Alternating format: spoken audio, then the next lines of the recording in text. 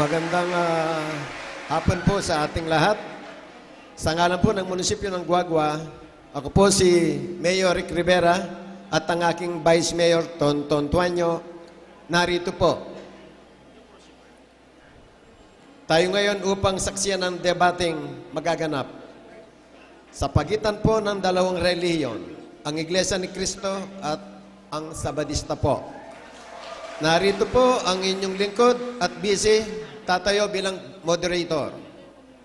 Narito naman po tayo sa panig ng Iglesia ni Cristo na antitindigay si Brother Jose Ventilacion.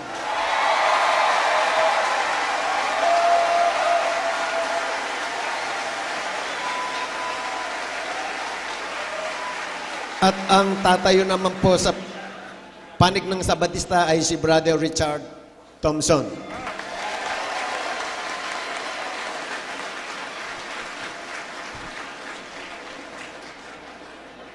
Ampong paksa, patutunayin ko na ang Panginoong Jesucristo ay tunay na Diyos ayon sa Biblia. Ang uri po ng debate ay cross-examination type. Magkakaroon ng 3 tindigan, ang bawat panig na tigti 20 minutes, bawat tindig. Pagkatapos ng bawat tindig, ang bawat panig ay magkakaroon ng cross-examination na tatagal ng 10 minutes po. Pakiusap lang po para maganda ang ating